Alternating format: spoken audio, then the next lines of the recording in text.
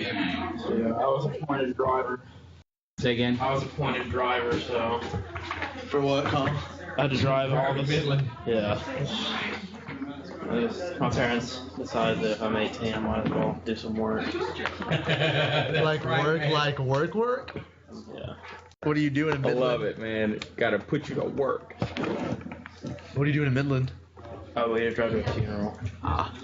So he was chauffeuring. He was the designated Designated chauffeur. driver. Yeah. Yeah, we're gonna finish Muscle Shoals today and band. I listened to the album with Dwayne Almond and Pickett. That's a good album. I haven't listened to that, man. Well, it's not just them. It's like a compilation of Dwayne Almond music. It's like $8 for like 20 songs on iTunes. It's pretty good. The Hey Jude recording is amazing. Is it? That's the one. I mean, that was the turning point when You see, that's where like what's it called? He said rock and I forget what it said in the movie. Like it was the birth of Southern rock. That's right. Then Southern Rock was born. Oh man, now Dwayne Allman can play. Oh god, sounds amazing. He's not so bad. So that kid Tristan, is he like in the class? Or? He emailed me yesterday. He's gonna lay out. He feels like he got too far behind. Yeah, 2-3 weeks far behind. That's what I said. And I said I understand, but would love to have you if you're a junior or underclassman. Love to have you next spring. We'll be teaching it again, but he just said he's too busy with auditioning for a school musical and sort of stuff. I gotta get it, man. What? You're coming to it, right? No, I was thinking about skipping. Well, you're gonna be the only one who shows up, so. Well, I know. I'm gonna be there regardless. Okay. I don't think we have a Robbie quiz today. Okay. Because he wasn't in our class on Thursday, and they are one class ahead of us. So I think it'll be Thursday. Yeah. Or no, Friday. It'll be first Friday. Yeah.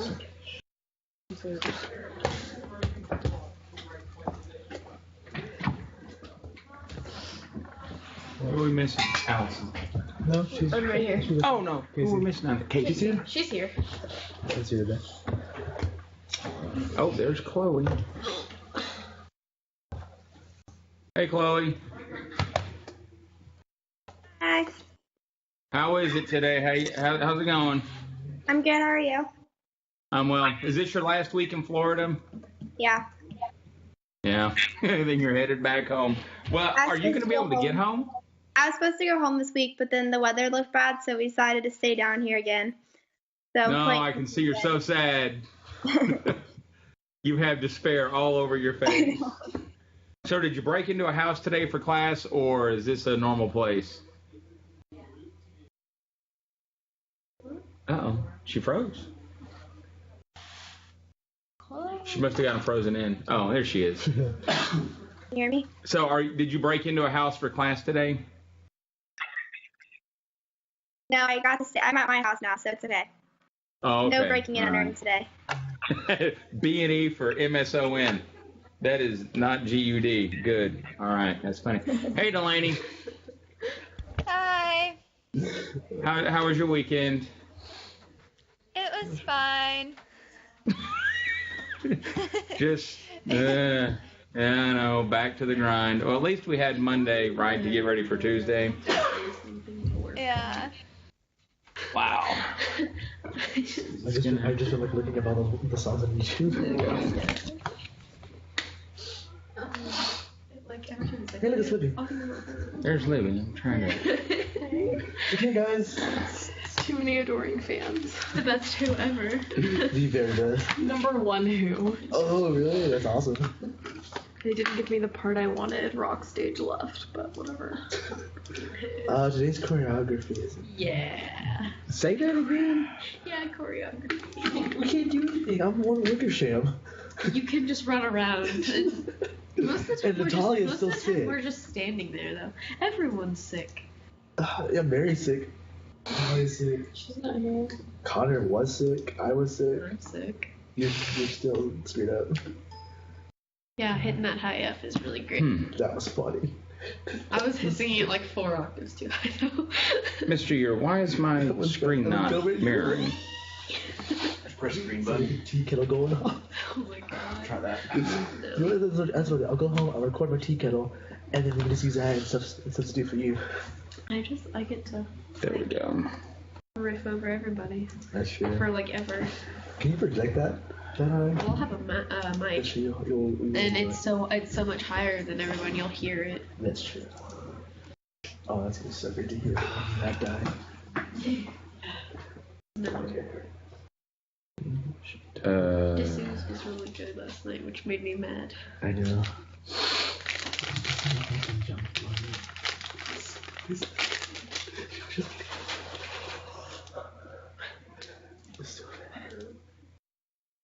She was very proud of herself. Yeah, like she always does. Oh no, why is this not working? That's what I wanted to do. No, that's not good.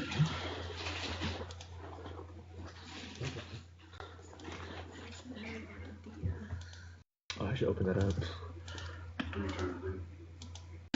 Well, I'm trying to get screen 1, screen 2, so all my notes in PowerPoint. No, it's just going to mirror. It doesn't behave as an external monitor.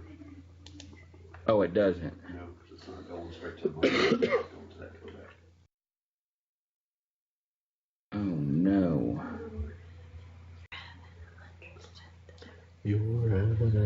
Cooper Wells was singing that all morning in English class. And he wrote it on his paper. Hey, it's his first musical. We'll have fun.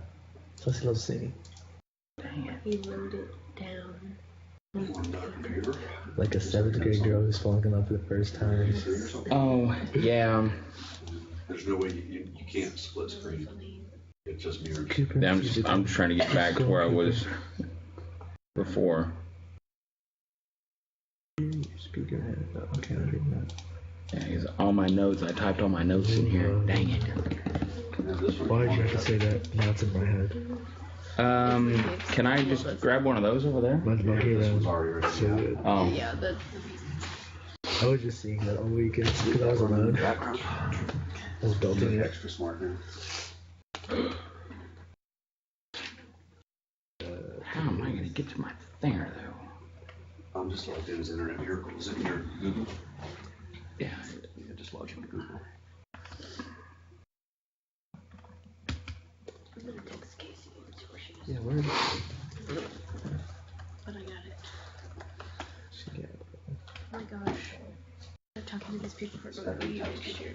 And they're so nice. Wants to know why you're starting over. Just All Saints. I have 2 minutes. Oh, really?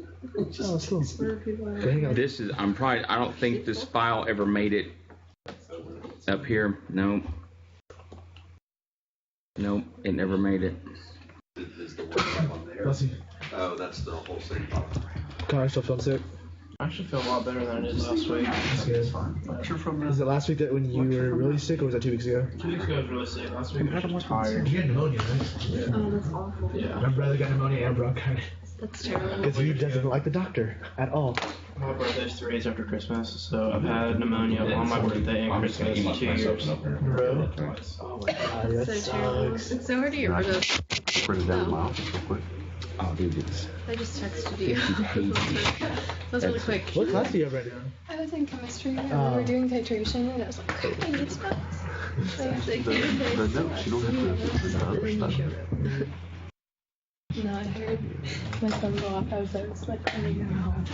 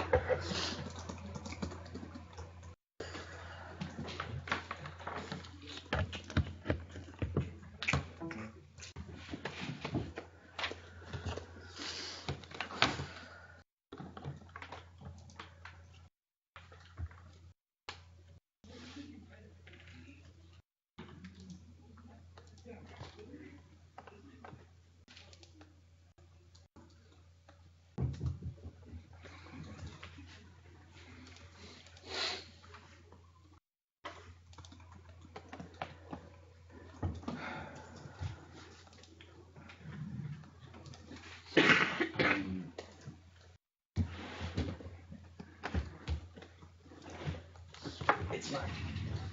There's just too much going on. No, it's all right. I didn't know that was going to behave like that with the dual monitor. I guess I'm going to find out how much this I remember today. This should be okay.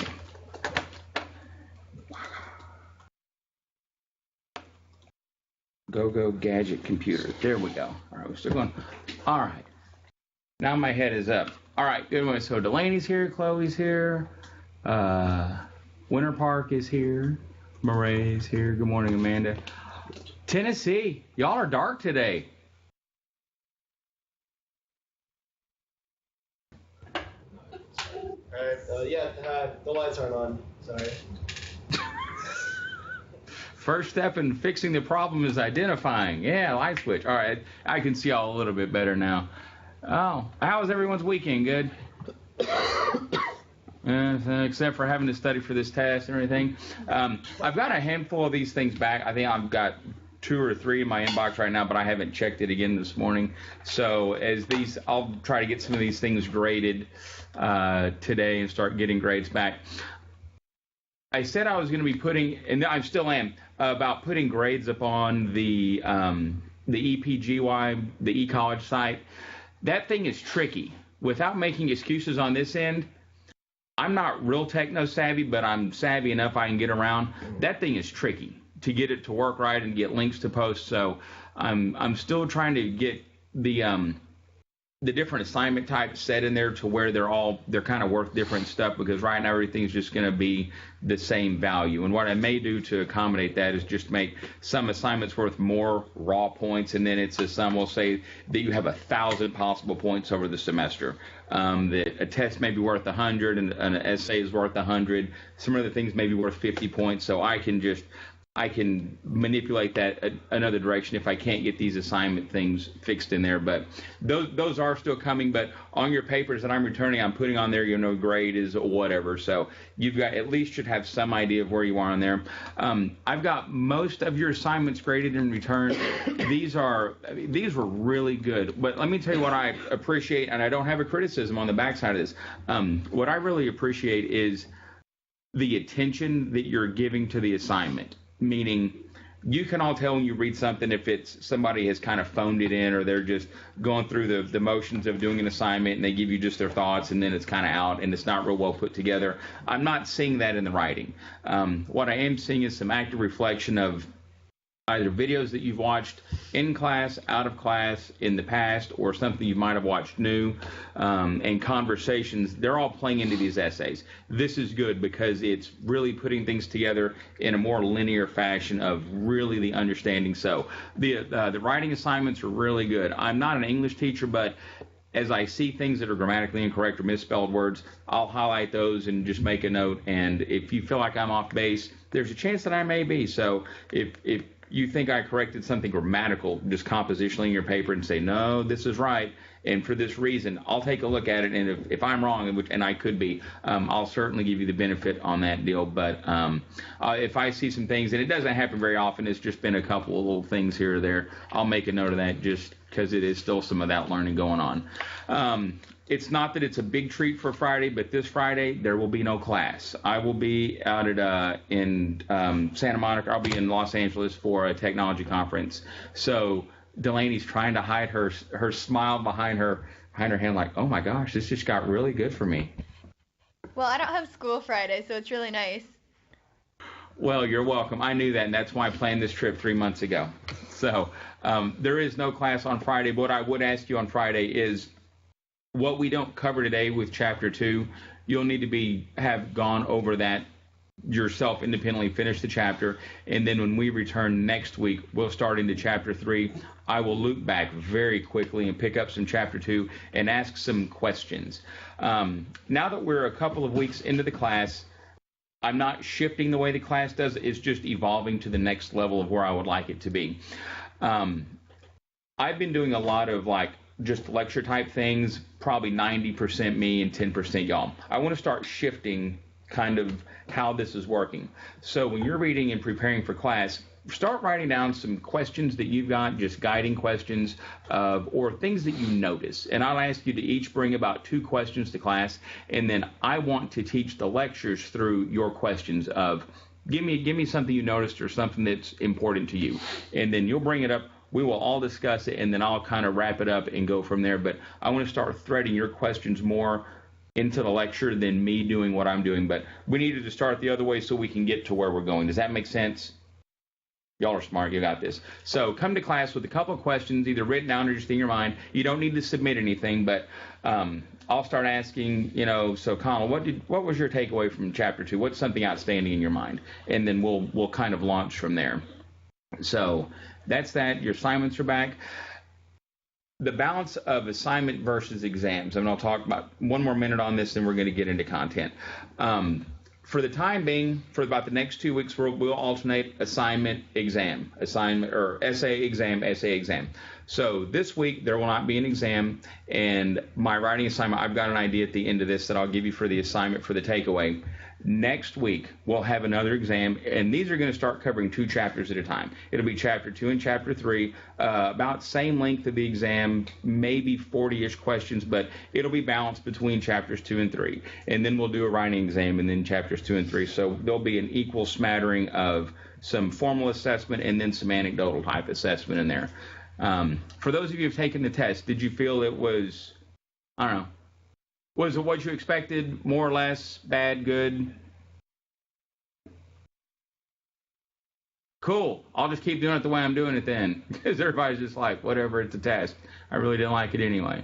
Okay. All right. Well, that's that. A couple of things I got this week from some folks in class. I love when y'all share stuff with me. It's really cool because I try to find stuff, and then you share with me things, and it really expands my understanding and my view of what we're doing in the class. The first, if you'll all log into the EPGY, to the Stanford site, I posted a link this morning of an article that that Delaney sent me over, I guess, middle of last week. She sent this to me, and it's a not real lengthy, but it's long enough. If you'll open that up, though, I'd like to take a look at it. And the article deals with TLC. First of all, who's TLC? R&B? Like female group. R&B female group. All right, good inferencing from the picture. Who else is? Give me a time frame. Give me a decade. 90s, yeah. TLC, Salt and Pepper's made a big comeback with their Push It commercials, like shopping carts and all this other stuff. So TLC was it was one of their, just contemporaries that was going on at the time. But TLC, they haven't had an album in a while, and they're trying to fund their 5th album. But they're going through Kickstart to do this.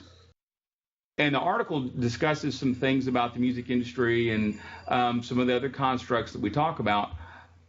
What are the 4 things that are influencing the direction of music? Not the history of it, but the 4 things that we talk about every week of what influences music. Culture. Society. Yep. Government. Or politics. Politics, and the big one, the one that this centers on. Fans. The business of music. The music business. So cultural, societal, political, and then the business of music. This has everything to do with the business of music. What I'd like for you to do right now, and this is broken into some parts where there's a photograph at some point in there, kind of like the top part, and then this middle part. Kind of skip around. Skip around maybe, and just self-select. Maybe some of you scroll down to the bottom, and we're going to read for about 2 minutes. And then we're going to have a conversation about this.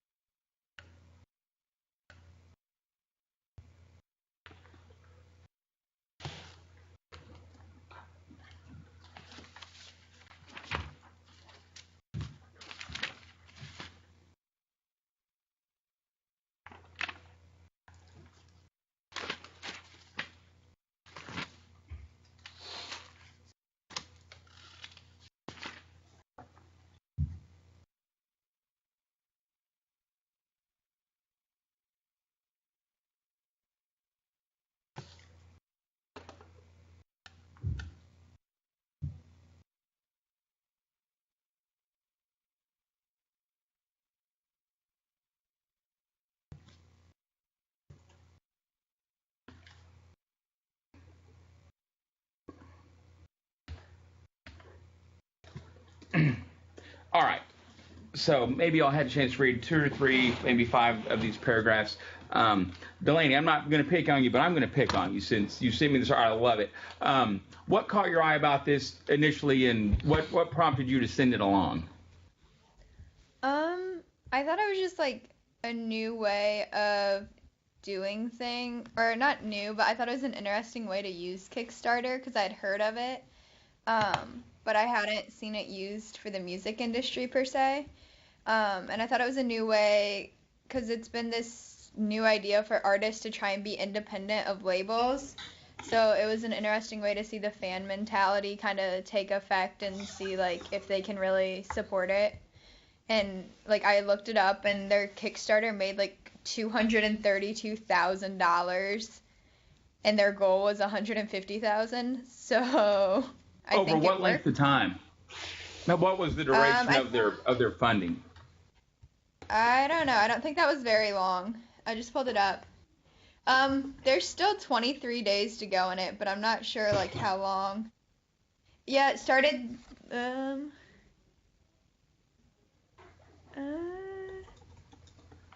I have no idea when it started. It doesn't say. But they've almost doubled their goal of what they wanted to raise.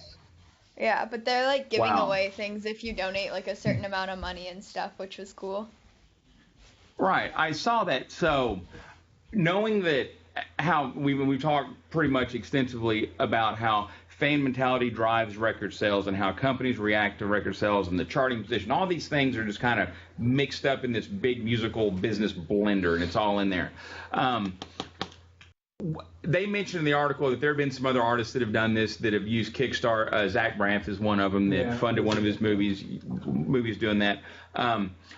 Where do you think long term? Let's think 3 or 5 years down the road from now, and then 10 years. Whoa. The article says that the business of the music business has forever changed, and that if you're thinking about the old model of artist writes a song, goes to produce, goes to print, goes to mass market, those steps, that is potentially a thing of the past.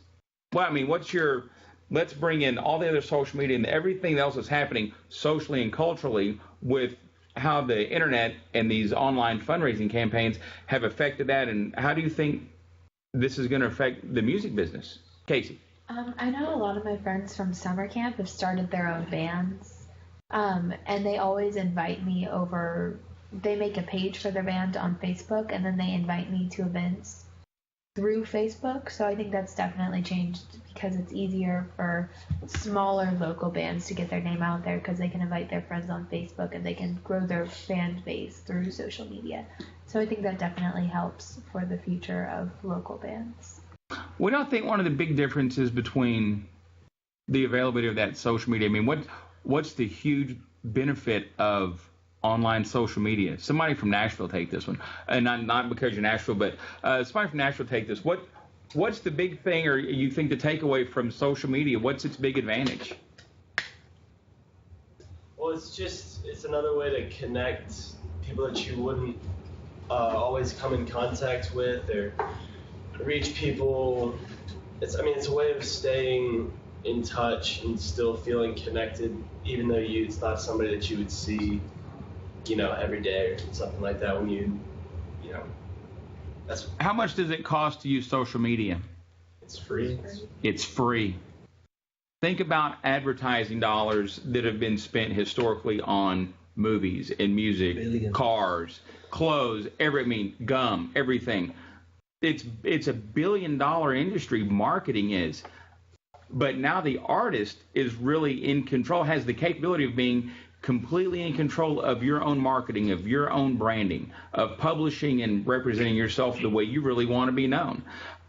With the TLC Kickstart idea, that if you give $5, you get this. If you get $10, you get this. And there's some reciprocal fan appreciation between level of support and kind of the cool takeaway. At the end of the article, did anyone get down there about the Michael Jackson Thriller cover and read that portion? One of the lines down towards the tail of the article says, how cool would it be to say that had Michael Jackson done a Kickstarter thing for the Thriller album, and you were the person that designed the jacket, the album jacket inside of that, but then you pay like $1,000, but then your idea becomes the inside of that thing. How cool is that?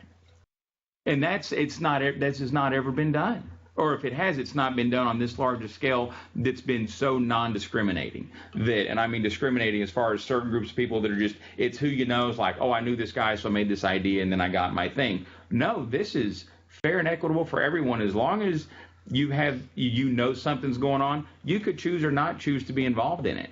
I think it's a really cool idea, and I don't think I would have ever thought that a group would do this. Because you think rock groups, they've got money, they don't need to do grassroots type work to get funding. And they say they don't need the money to do it this way, but they're doing it for the fan base. And they're doing it for true fan appreciation.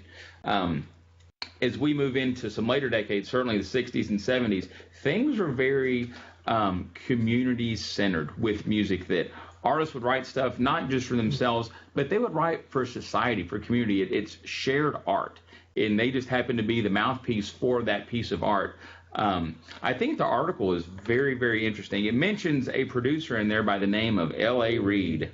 Does anyone know anything about Mr. Reid? Anything? No? Besides that he was a judge on one of those reality TV shows a couple of years ago. It wasn't on The Voice, it was something else. I forgot what show it was. L.A. Reid is probably mid-late 50s. We can blame him. Okay, Amanda. Is he the one that works with like Island Def Jam Records, which is like the big record company that like they support like Justin Bieber and like all of these big acts? Is he the producer? Ding ding. That is L.A. Reid. I was about to say he's the one we can blame for Justin Bieber. He's the one that discovered / found Justin Bieber, although the Biebs found him. And Justin Bieber did a great job of marketing himself before he was anyone. He just had the right personality and the right kind of charisma to walk in and say, hey, I'm Justin Bieber, and I'm awesome, and listen to me sing. And he made a way for himself. So, and there's some ways I really have a lot of respect for Mr. Bieber and the way he's forced a toehold for himself in the music business. It's kind of interesting. But L.A. Reid is the one with Island Def Jam Productions that supports a lot of R&B and up-and-coming acts. So this leads directly into the assignment I want us to do this week. I learned so much from your assignments about cities and recording studios and progression music, and it was really an even distribution of who selected what. It worked out very well. What I would like for you this week for your writing assignment, a one-page deal, again, one-page essay, I would like you to write about one notable / super famous Hall of Fame type record producer or engineer, someone that really they've made a difference in the direction of music. L.A. Reid is one of those people. Quincy Jones, probably one of the biggest names in producing. Quincy Jones has been around, it seems like, an eternity, but he has had a hand in every genre of music, of country, western, pop, popular, and rhythm and blues. There's nothing that he can't do. He's a fantastic producer. Mutt Lange on the countryside. I think he was married to Shania Twain, is his wife. Mutt Lange, another great songwriter, another producer. So we've got L.A. Reid and one thing that's pretty much squarely rhythm and blues. Quincy Jones, a crossover person. We'll talk about the crossover today. And then Mutt Lange on the countryside. But there are hundreds of these folks that are very well-known producers. So what I would like for you to do this week is pick one producer and explain, why they're important, their contribution to the music recording industry long term. I don't want someone that's been around for 5 years or 2 years or it's on the scene. I want someone that has some staying power, like 20 years, someone that has been around. Because as we start to talk about these producers a little bit later on, we're going to bring all this back, especially when we hit chapter like 5 and 6, when we get to the 70s and 80s. Record producers were what made and destroyed albums. It's pretty cool stuff. So here's the TLC article. I put a link there at the EPGY site for your reference. I would encourage you to all send me these little things, and I'll pick maybe 1 or 2 of these things a week. And you never know, there may be some collateral benefit on the backside of, you never know what I'm going to say if I like something. It could be worth 1,000,000 bonus points. It could cost you $5. Who knows? But send me some stuff because I like to put it up there. These are great submissions. And then one other thing that I got from not someone in this class, but another friend, was oh no, don't click that because you already have this ready to go. Here we go. There was a group that was on the, what show was that? Was it The Voice? No. No, it wasn't The Voice. It was The acapella group, the acapella show. The Sing-Off. Sing-Off. No, Yeah. something Something like that. The name of the group is Pentatonics. Interestingly enough, they happen to be from Arlington, Texas. That's 15 minutes from where we live, headed over towards Dallas. They're a vocal group, and they do all the percussive effects through song. But this is the evolution of music, starting in the 1100s, and in 4 minutes they go from the 1100s to 2015. And how linear these things connect and similar sounds and how one builds on the other. So we'll listen to this. It's a fantastic video and gives a really good description of a lot of things we've talked about.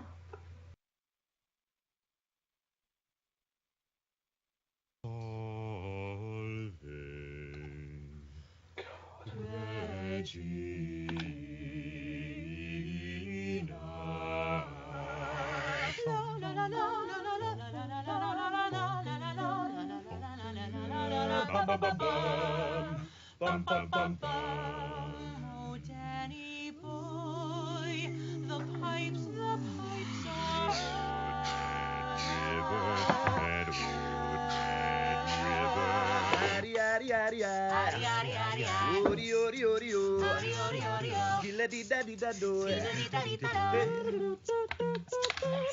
He was a famous trumpet man from out Chicago way.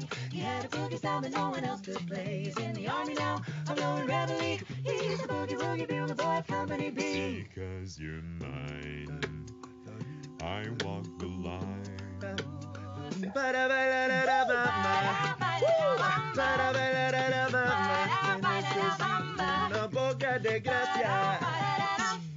When the light was gone and the lamp was died, oh stand, oh stand, bye bye bye bye bye bye bye bye bye bye bye bye bye bye bye bye.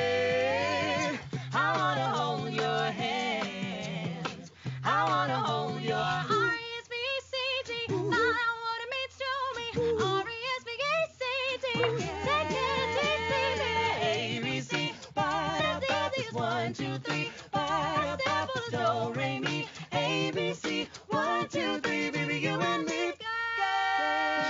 No, no, no, no, no, no, no. Mamma mia, mamma mia, mamma mia, let me go. Beelzebub has the devil put aside for me, for me, for me.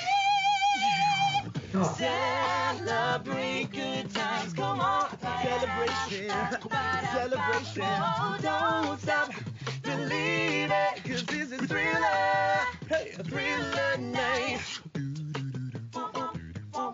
Can't touch this. Kiss me, baby, one more time. Say my name, when no one is around you. Say, baby, I love you. You're a running game. I want it that way. Hey, I don't want to meet your daddy. Oh, hey,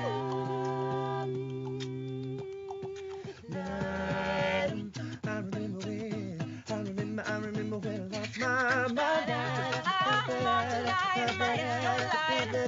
Whoa, oh, oh, whoa, oh, oh, oh, oh, oh, oh, whoa, oh, oh, whoa, oh, oh, oh, oh, I kissed a girl and I liked it. Taste of her cherry chapstick. Mama, gaga, ooh la la. I got a feeling, ooh, that tonight's gonna be a good night. That tonight's gonna be a good night. That tonight's gonna be a good, good, good, good, good, good. Some nights I stay up, passions in my bed. Now you're just somebody that I whoop up. Call me maybe. Oh, sorry. Hey guys, thanks so much for watching our I'll let medley y'all of see some this of our one. favorite songs throughout history. Sorry if we left out one of your favorite artists. We didn't mean to. We just tried to get it into 4 minutes. Yeah, so please share it, and thanks again for watching. Yes. All right, so we'll kill that out of there. And his voice. Thoughts? Incredible. Chloe. I mean, we've definitely been talking about how the transition songs and like lyrics of being more provocative or just more inappropriate or anyway, and you can definitely see it like more like recent songs have the more inappropriate language and like just like I mean the older songs like Celebration and like all those just like you can definitely see that in this song. That I'm glad you picked up on that. Why, Mr. Year, why is that got that occlusion thing? Somebody's got a laptop on somewhere. Local here? up there. Up there? Chloe just muted it. Oh, okay. That fixed your thing might have spun up really loud. Yes, it's the content of the songs. We'll talk about the lyrics because that's one of the things that gets mentioned in the text, that there is a shift from family-centered things, and we know that music in the 50s was really written for kids. But as we've moved forward, okay, the 4 things of stereo, we've talked about this.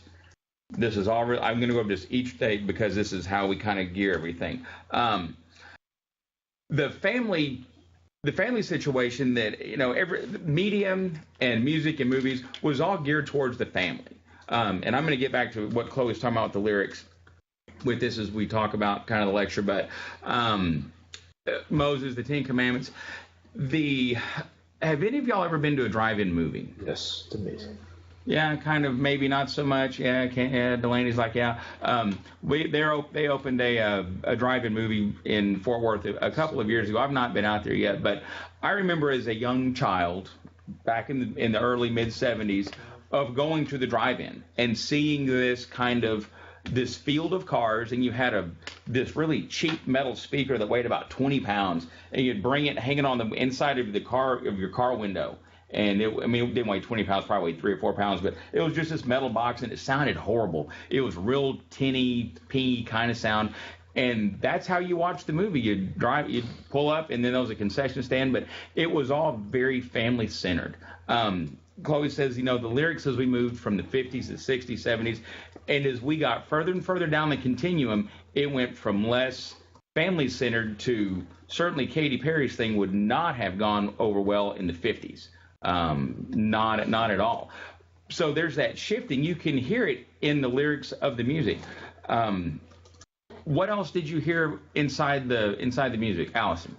I just thought it was really interesting how the guy who was making like the percussion beats, he even without me like meaning to, still kind of made it more like poppy and hip hoppy and not really followed the actual format of the song. And I think it's interesting that rather than watching just like a regular video clip of how the songs actually were and like the actual music progressing from the 1800s, we listened to the people do their rendition that was a little more poppy and a little more like current of the songs rather than actually watching like the music or like listening to the actual music that happened. I'm writing down notes for myself to remember. Okay, so we changed some rhythm. Certainly the lyrics have all changed, but we changed the rhythm. If I don't want to say who's read ahead in the book and where we are in chapter 3 we're supposed to be, but there's the text specifically discusses this. Does somebody want to take this for me before I just kind of start yammering away about exactly what Allison brought up, that they changed something within the piece? All right, no, that's cool. I'll kind of take this one. So on the slide, and this works out well, y'all are going to the right place, but for the first time in the 50s, this is when in kind of the post-baby boom era, the later 50s, because we're talking like kids that might have been born in 41 and then maybe 47, 48. So by the late 50s, you've got a population of very young teens to some older teens, perhaps like 16, 18 years old. For the first time, this group, this youth culture, they have money. We talked about Disneyland was established and Legos were established in the 50s. Well, this group, as they get older, you all have disposable cash. You have money that you can spend on Starbucks, on iTunes things. I'm not really much on CDs themselves or records anymore, but you have money that's your discretionary spending. This started back in the 50s as the first time we see in the late 50s that your generation or your age group has expendable cash. And so they start voting with their money as to what they like. And industry and business is going to follow the money. It's a story as old as time. Follow the dollars. So as the music, as the nuclear family of the white traditional family, as they were introduced to the rhythm and blues, the text says that it was exotic, it was dangerous, it was cutting edge, it was something they'd never experienced before. So just like you, when things are a little bit edgy, most teenagers tend to gravitate towards the edgier things just because it's edgy, not that it's good or bad, it's just different. Clothing styles certainly follow this trend more than probably parents want to admit, because clothes have changed, but what is old is new, and things that you're wearing now are things that I wore when I was in high school, and we hated it then. And so some of the 80s clothes are just terrible, and they're all coming back. But it's what you have your money to spend on. It says, pop culture devoted exclusively to teenagers, political stability and influence. This is one of the times we're coming out of the Korean War in the 50s to the late 50s, and this is pre-Vietnam, so we're in this lull of everyone's back nationally. Everyone is home. A sense of normalcy. My dad is back at home. He's not off fighting a war someplace. You have a nuclear family again. But the kids have now started to push the lines. The television show The Wonder Years, great show about this, of the son and the daughter and the girl that's in the show. They're experimenting and exploring life as being 13 and 15 years old. Things that are happening socially, and then with the onset of the Vietnam War, what that looked like through a kid's eyes. But there's a lot of the cultural things that are happening in there that are starting to pull apart the normalcy that we'd experienced for 8 or 10 years, and then sons and daughters and husbands are being sent back off to war. And then what happens to the music? Well, that's a political, societal, and a cultural thing all wrapped up in one. So music starts to reflect that. The rebellion against conservatism. In the 50s, it's fair to say that even though we still had, two political parties of Democrats and Republicans, in general, people were much more conservative. They were much more conservative in the way they acted and the way they behaved, not just in their political affiliation. And that's kind of what we tend to think of when we see the word conservative or liberal as a certain political position, but it's not. It's just a mindset of, skirts being too short, necklines being too low. You're listening to music that could incite a riot. It's a little edgy, and we're talking about things we shouldn't be talking about in music. That's the rebellion against conservatism, not a political ideal, but a social ideal. Juvenile delinquency. This is an argument that goes back from when I was a kid, but the thing that we dealt with, and maybe you're dealing with now, in the gaming industry, is that do video games make kids violent? Well, in that thing, for 1,000 conversations, then you'll get close to where the beginning of that thing has happened. The same thing happened with music. Before we had video games and Xbox, we had juvenile musical delinquents. That this music is not good for you. It's suggestive. You shouldn't be listening to, and I'm going to call it like the rhythm blues, but you don't listen to that music. That is not our music. That's their music. And so we see, and I think I've already passed a picture of Elizabeth. There she is. Of trying to get into school, and this is 1957. So there's still the dividing line of theirs and theirs and theirs. There's three very different sets of people that are going on, and everything that's happening in the context of music is going back to this. But it's also, the pop culture of what it is that the teen market is driving. I think in a lot of ways it tends to be the younger generation that's very active, and they're pushing the limits of things. And then by the time you get to be my age, or Mr. Yours age especially, you've just been beat down and you're out of energy, and it's not that you just don't care anymore. It's just, it's somebody else's turn to pick up the gauntlet and move it forward. So when I was in high school, the big thing was the rise of alternative music, of Nirvana. My parents really didn't want me listening to Nirvana, believe it or not. My dad, very quick about me, 20 seconds. I grew up in a very religious home. My dad was a Baptist minister, so we were very closely watched, not just by my parents, but by everyone in the church. That, if I came to church on a Wednesday night wearing flannel shirt and some cut-up jeans, and I was a skater, back in high school. I had a Christian Hosoi and a Tommy Hawk skateboard, and I had two skateboards. I love to skateboard, and I've got a lot of scars on my elbows and knees to prove it. I love to skateboard, but my parents were very, very cautious about me ever going to church and skateboarding at church because it looked bad. And that's the only explanation I gave them. We had so many fights about this. First of all, the church had a huge parking lot and a nice ditch out back. So it was a perfect skate park. But they said it just looks bad because of what that music and that style of Seattle is associated with. Okay, this is all pre-internet, so, I'm trying to figure all this out as a kid. I'm 16 years old, and I just want to go ride my skateboard, man. And you guys are busting my chops and hassling me, keeping me down, right? And so there's the fight. And it was alternative music and skateboarding for me. And my parents weren't real dogmatic about me not being able to do that, but that was my experience with that. And that's my hook, and that's been 25 years ago, and I still remember it like it was yesterday. Do y'all have something like that that's like become the thing that you fight your parents on for no apparent reason, but it's the fight? When I was younger, my brother, he went to Pascal, so he has a very different type of music. That's another high school in town. That's the local high school here. Yeah, so my brother, it was back in like 04, 05, and my brother was starting to listen to like stuff like Biggie Smalls and like all of that kind of stuff. And here I am, a little 4 to 7-year-old kid, and I start listening to it too because I'm like, well, I like the way it sounds. It sounds cool. My brother listens to it, so why not? And my mom and dad found me one day with like, I think it must have been like Tupac or like really, really young, beginning Biggie Smalls. And my mom and dad lost their minds on it. Like, you can listen to it, like, I like it though. It sounds cool. 6-year-old with Tupac. I know. And by current standards, it's probably not as egregious of a thing because we've been desensitized in this line of what is socially acceptable or conventional kind of acceptance.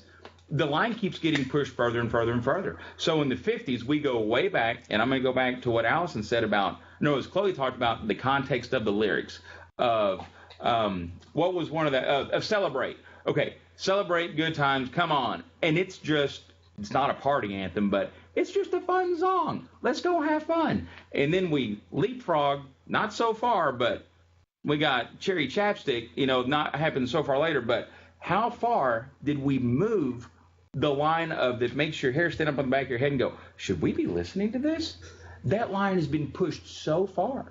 And I'm not going to say it's the young generation and the teen and the youth of America are ruining America. That's not what I'm saying. I'm saying that y'all guys are the ones that are pushing that, and it's driven by fan mentality, chart position, what is selling. We've had this conversation for now going on forever. Marlon Brando. This is not Rebel Without a Cause. This is another film that he was in. But when asked at one point what Marlon Brando was against, his comment was, "What do you have?" And they were against. It was counterculture just for the sake of being counterculture, and being disagreeable just to be disagreeable, without any real reason as to be disagreeable. That I like white. Oh yeah, I like green. You know why? Because it's not white. I like chocolate. I like cherry. Why? Because it's cherry. And you don't have any basis for your argument. But a position is cool. It's good to be able to defend your position. But the thing of, so what are you against? What you got? That is, you think about that, that's really kind of raucous and caustic. And it's a really cool line to come back with. But it reflects the mentality of the late 50s of we want to be different than our parents. We want to be different than our grandparents. So what you got for a cause? And then James Dean, Rebel Without a Cause. So, and he died before the film was ever released in a car crash out in California. So that makes it, I'm sorry, I apologize for that. That's a classic film. If you've not ever seen this, I don't think it's on Netflix. You might actually have to go rent this. I don't know where, because there's no really Blockbuster or Suncoast anymore. I don't know where you'd find it, but fantastic film, very timeless thing. And then Rock Around the Clock was the big thing from Blackboard Jungle, and there's Sidney Poitier in the center of the photo there. He is still a very relevant actor, but he's a great actor. But in Blackboard Jungle, this is focused on high school life and the dynamics and social things that are happening in high school. But when the tune Rock Around the Clock is played, what does the book say happens? It's like riots, man. You guys are going bananas like it because it's rock and roll. It's on a screen. And at the time, people would stand up in the theater and scream and yell. It's very wild. It's very cool. I'll cite Rock Around the Clock with Bill Haley and Sidney Poitier in Blackboard Jungle as one of our more contemporary times that music has incited some physical response from the people that watch it in that setting of a movie. Well, let's rewind about 50 more years to the early part of the 20th century and a piece entitled The Rite of Spring, R-I-T-E of Spring. Is anyone familiar with The Rite of Spring? The piece that's Rite of Spring. Is anyone ballet dancer in here? Not so much. Okay, ballet. The Rite of Spring, written by Igor Stravinsky, a Russian composer. The Rite of Spring. We started watching. Did we start watching this in music history? Yeah. Okay, yeah. It's like the weirdness and everybody's like stomping. Okay. There we go.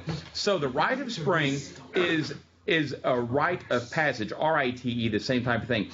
Well, the Rite of Spring, when it was written, the music was like nothing the world had ever heard. It is very.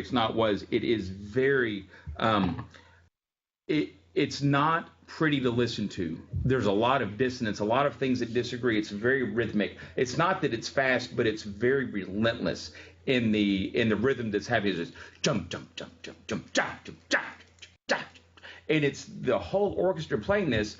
But the scene on the stage are ballet dancers that are doing a virginal sacrifice to the gods of the earth. And what happens is when the audience heard this music and they see the sacrifice portrayal on stage, they lost it. They literally burned down the theater on the way out. They looted the theater because it was so... This is not what this was supposed to be. They destroyed the theater and burned it down on the premiere of the thing. The original ballet work that the choreographer did was left alone for many years, I think about 70 years, until another Russian choreographer came along, found the notes from the original choreographer, and they restaged The Rite of Spring as it was originally done. And guess what? In 1970, it was still very aggressive, but at this time, it was shown again in Russia, and because of the Russian the government at the time, the socialist and communism that's going on there, people weren't expecting to see that. Russian music, you think about Tchaikovsky, 1812 Overture. It's still very thick and lush romantic music. Here's another Stravinsky, another Russian composer, but his music is aggressive. It's not pretty. It's inciting people to burn buildings down. It wasn't done again for a lot of years after that, another 10 years. The world just wasn't ready for The Rite of Spring. One of my absolute favorite pieces of music to play and to watch because it is so edgy for that. So we've got The Rite of Spring in a classical situation, but then we go Blackboard Jungle, same type of thing. The music is inciting people to do things and have a physical reaction to this, and it's in a rebellion against mainstream conformity to break the normalcy of everyday life. Beyond that, now radios have become affordable. All families can afford a radio. By this point, late 50s, cars have radios. AM, FM radio, push-button settings, nothing digital. It's all analog on a dial. You turn it in and tune stuff in. But radio disc jockeys start to become on-air personalities, and that may be how you hear it when you listen to the radio today. Howard Stern, on-air personality. Imus, he's an on-air personality. Kid Nation, all the folks that are involved in that, those are on-air personalities. Well, that's an extension. Kid Nation, I think, is really interesting because for me, that was really the first time that an on-air personality / a disc jockey, or you just call him a DJ or a jock, the first time that a DJ went from the airwaves that you heard to video waves, that now I can listen to the show, but if I want to watch them, I can watch them. Stern did some video stuff in the late 90s, but really Kid Nation was the first time that we have a show that is specifically produced that's a radio show, but it's produced for television. It's crazy. It's crazy. So they've got bit acts that come in. Stern really pushed the limits with that. Stern and Imus did as much as anyone else in the 80s that of bringing in acts into the studio. So they would set up things, and they would do bits, on-air bits, crank calls, and everything. This morning I heard a really funny thing on the drive-in this morning, and they were doing Fun with Narcolepsy. And this guy, they had an intern from a radio station go in and talk on the phone like he's talking to his doctor, and they had him, the DJ says, now hand the phone to the manager, and I want to talk to her. So the guy's like, okay, doc, okay. And he says, excuse me, ma'am, my doctor wants to talk to you. She hands him the phone, but you're hearing all this bit unfold through this DJ, and it's really pushing, I mean, we're making fun of a condition that someone has. At the same time, it's like they're finding the comedy in it, and it's, I always feel kind of guilty when I listen to this stuff, but I can't turn it off, and I don't know why, because I'm probably just weak of character, truth be told. So the DJ says, hand the manager the phone, and the lady gets the phone. She says, hi, this is such and such. I'm the manager of Starbucks. And the guy says, this is, who did he say he was? The name was, this is William Garrison. Does anyone know who William Garrison is? He was the attorney in the JFK movie that Kevin Costner played. So he said, this is Dr. William Garrison. And she said, yes, doctor. He said, you've got a patient in there of mine, and I'm required by the MHMR laws to let you know that he has a chronic narcolepsy condition, and that if he happens to fall asleep, you just need to yell at him. Don't touch him, just yell at him. And she says, okay. Well, sure enough, they hand the phone back, and the jock says, all right, you ready for this? Yeah. And he counts down 3, 2, 1. And then you hear the phone hit the ground. You hear this guy go down like a bag of potatoes. And then everyone that's behind the Starbucks line, you hear the manager say, we got to yell at him. And they start yelling at this guy, wake up, wake up. And they're screaming. And the guy, after about 20 seconds, he like, oh, what happened? Picks up the phone. Well, they continue the bit, and the lady says, he really shouldn't be driving a car, but this is all, can you send somebody? And he does it again. He has another spell where he passes back out. And so this DJ he's not playing music, but he's an on-air personality, and it's an entertainment thing. So if we take that, the thing I heard this morning about Fun with Narcolepsy, and then we rewind it back to Alan Freed in the Moondog Show, and what's going on here.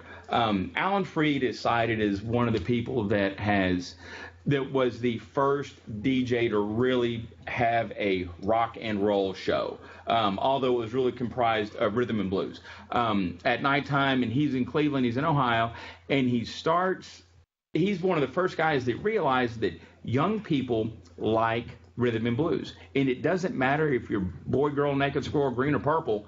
People like rhythm and blues because it's pushing the limits, and teens like pushing limits. So he was one of the first people that realized it doesn't matter what your background is, you all kind of like the same thing.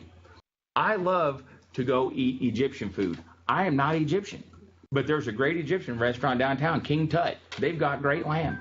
It's great stuff, but I'm not Egyptian. But so if King Tut only advertised in town locally to the local Egyptian population, they would have been out of business years ago, because we don't have a large Egyptian population in town, not enough to sustain a restaurant, but it's kind of a multifaceted way to market yourself and sell yourself. So that's what Alan Freed has figured out, that young kids are buying money. He's following the charts. So here we go, chart position and the Record Industry Association of America. He's looking to see what's charting in the black sector with R&B. He has a white radio show. He takes that music, starts playing it. Guess what? It sells. Why? Because kids like it.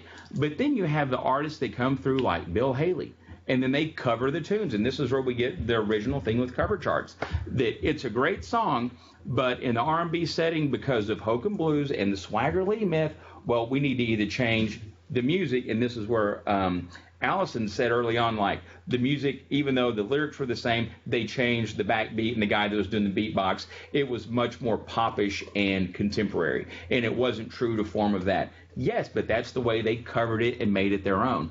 So you have these artists back in the 50s that are doing the same thing. Bill Haley comes in with Shake, Rattle, Roll. Well, he changes some of the words, changes a little bit of the music, and then guess what?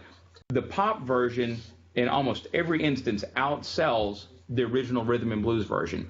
and this goes across all the genres that the people, Pat Boone is the big guy we talk about in here, that Pat Boone covered so many different things, but he would soften the delivery of the song, either through text or through the music, but it made it not as, not as edgy. So white conservative families would buy the music. In turn, who had more money? Affluent white people or minorities and African Americans scattered throughout the country? The white folks did. They had more money, so they outsold the original chart, even though the R&B stuff, in my opinion, it's much better because it's really, it's authentic. It's the real stuff. So we've got this going on. Dewey Phillips is another one out of Memphis, the Red Hot Blues Show, these things were all geared towards the majority folks of the white population, but it was the music of the rhythm and blues and gospel that was selling. So there you go. DJs talk about this, concert tour, films, television, dance show. Oh, TV dance shows. The one I remember was Soul Train. Has anyone seen Soul Train? Don Cornelius. What about y'all on TV? Chloe, ever seen Soul Train? Delaney? Amanda, nobody? Okay, well, next time we're going to watch some Soul Train. We'll watch about 2 minutes of Soul Train. Soul Train was good TV. It was on until the late 80s, and then it kind of went away. But these television shows, American Bandstand was another one. Dick Clark, believe it or not, he's not always been the Times Square, drop the ball, 10-9-8-7-1, Happy New Year guy. He had a life outside of that as an on-air personality, as a DJ, and a television personality. American Bandstand, they would have new groups that had never been heard of, like the Monkees, that would come on and play. And then at the end of the thing, so the Monkees are on stage and they're playing, and the audience is out front, and they're just in a big room like, cool. And everybody starts dancing. They do the mashed potato or whatever it is they're doing. Well, they finish. Dick Clark would go down into the audience and say, so what did you think about that song? And they would rate it. Well, I'd give it a 6. It had an okay beat. I give it a 5 because it was kind of hard to dance to. And then, like, overall, I'd give it like a 7. And so people informally would give these numbers that had no matter, but that's how a lot of artists were discovered, was through these television dance shows. They started back in the 50s with the after-school things. What was the musical that came out a couple of years ago? That there was something, the Big Dance Show, some dance show. Which one was it? Fame. Not Fame. No, with the. You know what I'm talking about? With. No, not Rent. Anybody? When they redid it was like Queen Latifah and Zac Efron. Yes. Hairspray. Hairspray. So they've got the Hairspray, Chloe, or Delaney. So they've got the after-school thing of Hairspray, and this is it. I mean, that is what one of those 50s television dance shows was all about. A lot of groups were discovered there and made very popular on the dance shows. They had a mixture of professional dancers in with amateurs and people like me who had no business being there dancing. So you see all this segment of race, color, gender, all mashed together, pushing the limits of what is socially acceptable, because now you've got white kids dancing with minority kids. You're not supposed to be around doing that, man. But music really blurred the lines of what was socially acceptable, and if it's not acceptable, why? Why can't we do that? And it started some really interesting conversations. So there's the big societal and cultural question that music was addressing, not just through the context of the lyrics, but how it was being seen, because the media is now involved, and we're pushing it in one certain direction. We got about 3 minutes. I need to leave a passing period for the next MSON class that comes in here. Here's the takeaway, and I will email you all the assignment because I didn't have the slide for it today. The assignment will be to find one producer who has had a career that has spanned at least 2 decades, and I'm not talking like 1987 to 1992. I mean like 20 years. 20 years. So really I should say 3 decades to make sure you get the 2, but a producer that's had a staying power of 20 years that has influenced the music industry in some fashion. And some of them do it through their recording techniques, some of them through the way they discovered artists. There are some things in there. So find producer of note, 20-year career, 1-page essay about their contribution to the music world, and make specific connections between those things. Anything before we walk out? Nothing? And come to class with 2 questions next Tuesday and no class Friday. All right. Y'all have a good week. I will see y'all next Tuesday.